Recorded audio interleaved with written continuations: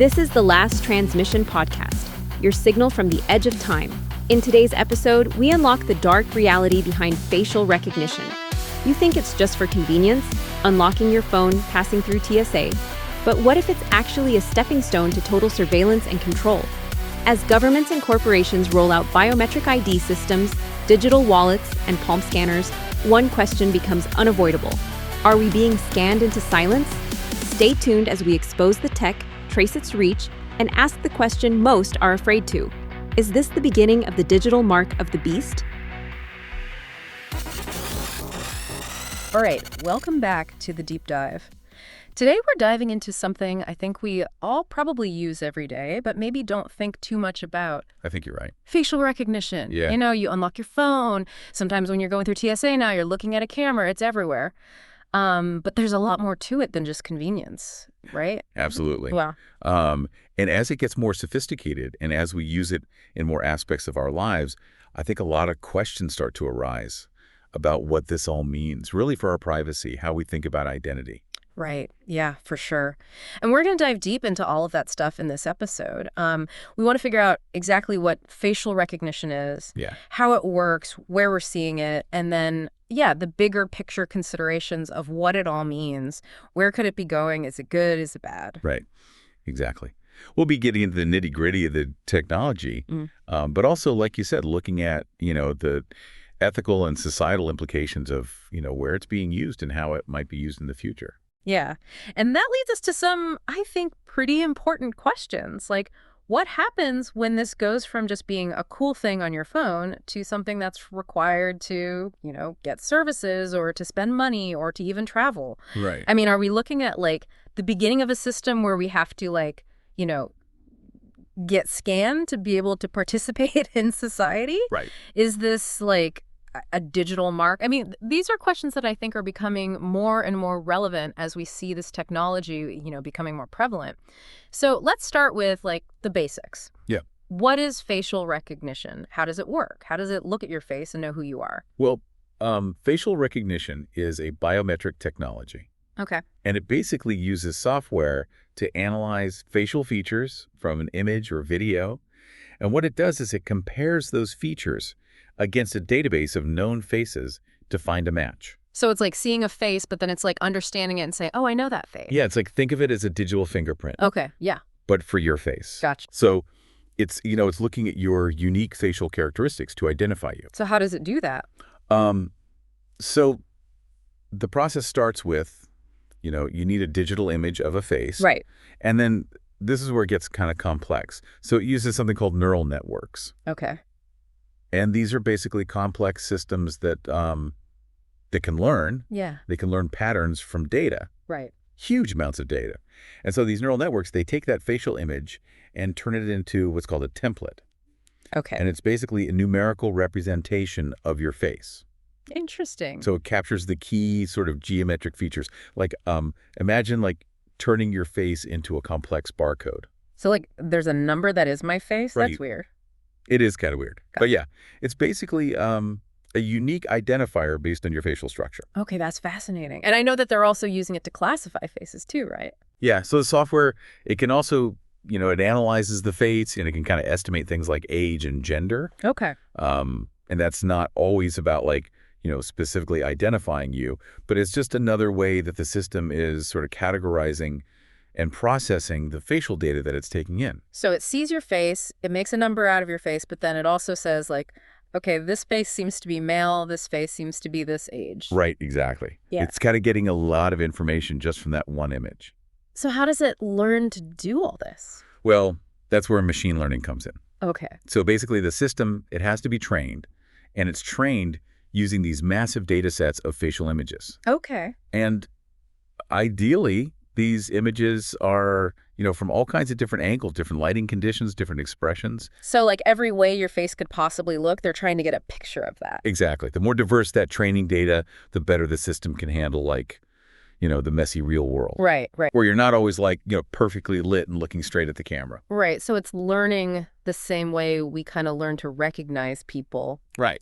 By seeing them over and over again. Exactly, yeah. We get familiar with all the different ways that their face can look. So what happens when the system actually has to like identify somebody? Okay, so once the system is trained, it uses what's called an enrollment database. Okay. And this is where all those templates of known individuals are stored. Okay. So when the system, it sees a new face, like let's say from a security camera, Right. there's a specific sequence of steps that it goes through to try to figure out if it knows that face. So walk me through that. What happens when it sees a new image?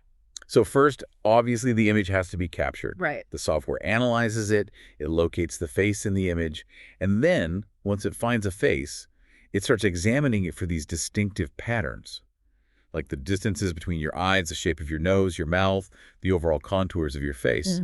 It's almost like it's mapping your face, like digitally. Exactly. Like a facial cartographer. It's measuring all the mountains and valleys of your face. Exactly, yeah. Okay. So it's looking for those unique landmarks. Yeah. And then it extracts specific measurements and the relationships between those landmarks to generate a new template for that image. Okay. And then it takes that template and compares it against all the templates that are already stored in that enrollment database. So how does it decide if it's a match? Is it looking for like an exact replica? Not exactly. The comparison process, what it does is it generates a score. Okay. And that score indicates how closely the new template matches the templates in the database. Okay. And then the system uses these predefined thresholds to decide if a match is strong enough. So if it's like a 99% match, it's like, okay, we got them. Right, exactly. But different uses might have different thresholds depending on, how certain they need to be. Right, right. Like if you're unlocking your phone, maybe it's not as strict. Exactly. Yeah. But if it's for law enforcement purposes, you'd want a much higher threshold. So it's like a sliding scale of how sure they are. Exactly. Yeah. Okay, so capture the image, map out the face, make the digital signature, or compare it to all the signatures it knows. Yep. And then give a confidence score. That's it. So where are we seeing this in our daily lives? Well, I think one of the most common places that people encounter it is in their personal devices. Right. So many smartphones now use facial recognition to unlock the device. Yeah, yeah. Like my phone, I just look at it and it unlocks. Exactly. Yeah. It's become a really popular alternative to, passwords or fingerprint scanners. It's definitely easier. It is super convenient. I'm all about convenience. So what else? Well, you mentioned travel earlier. Yeah. That's another big area where we're seeing it used more and more. Okay. So airports are increasingly using it for identity verification, both before you board a flight and at those security checkpoints. Yeah, I've definitely seen that. Those little kiosks that scan your face. Exactly. And the idea there is to make the whole travel process faster and more efficient, hopefully. Right. And less of a hassle for everybody. Ideally, yeah. Okay. We're also seeing it starting to emerge in finance and commerce. Okay. There are some virtual wallets now that actually allow you to send money using facial scans. So I could like pay for my coffee with my face. Potentially, yeah. Yeah. And there's also palm scanning technology, which is a related biometric technology that's being used for payments at some retail stores, stadiums, entertainment venues. And they're even partnering with, more traditional payment methods like credit cards. So it seems like we're moving towards like a system where your body is literally your payment method. It's definitely a possibility. I mean, we're already seeing those first steps. Yeah, yeah. That's kind of wild. It is pretty futuristic. Okay, so what else? Well, we can't talk about facial recognition without talking about law enforcement. Right, yeah. That's a big one. Hmm. So it's being used to help identify and apprehend suspects. Okay. So they can compare images from a crime scene or, surveillance footage against databases of known individuals. So like if they get a security camera image of somebody robbing a store, they can run that through the system and try to figure out who it is. Exactly, yeah. It's a tool to try to, match a face to a name and, solve crimes more efficiently. Okay, gotcha. And then we have this whole concept of digital identity systems, Okay. which is kind of a big umbrella term.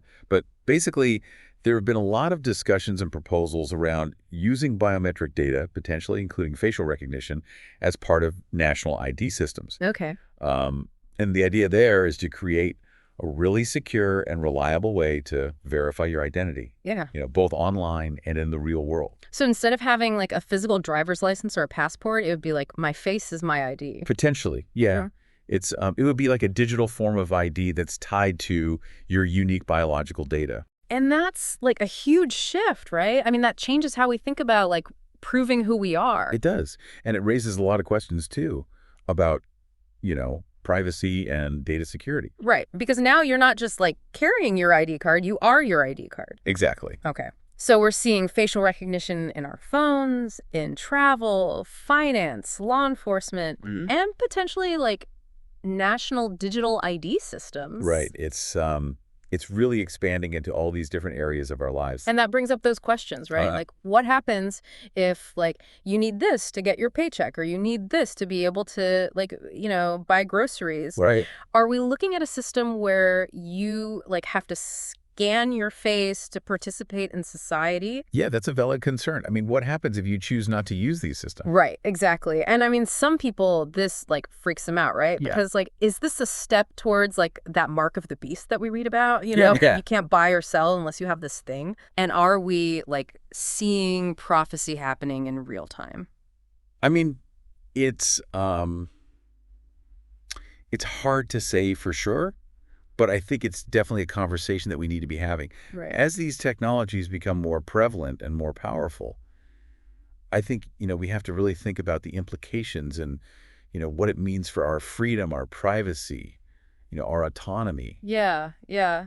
I mean, I think it's a lot of like trade-offs, right? Yeah, absolutely. Convenience versus privacy, yeah. Security versus freedom. Right. I mean, I think it's easy to get caught up in the, the cool factor of the technology. Right. But I think it's really important to take a step back and really examine, what are the potential downsides? Right. And how do we mitigate those downsides? Yeah, because this stuff's not going away. No, it's only going to become more sophisticated. So I think it's like, we're not saying it's all bad. Right. But we are saying like, pay attention, folks. Exactly. Be informed. Be aware. Yeah. And, ask questions. Yeah. And think about like, where could this go? Right. And what kind of world do we want to live in? Right. Yeah. I think that's a good place to leave it. I agree. All right. Thanks for listening to The Deep Dive. Thanks for having me. You've been listening to the Last Transmission podcast. Facial recognition, AI scoring, biometric payments. They're not just cool features. They're forming the scaffolding of a system that may soon control your ability to move, buy, or even exist in society. The world may call it progress, but we call it a signal, a warning, a transmission, one of the last. Subscribe, share, and stay awake, because the next scan could be yours.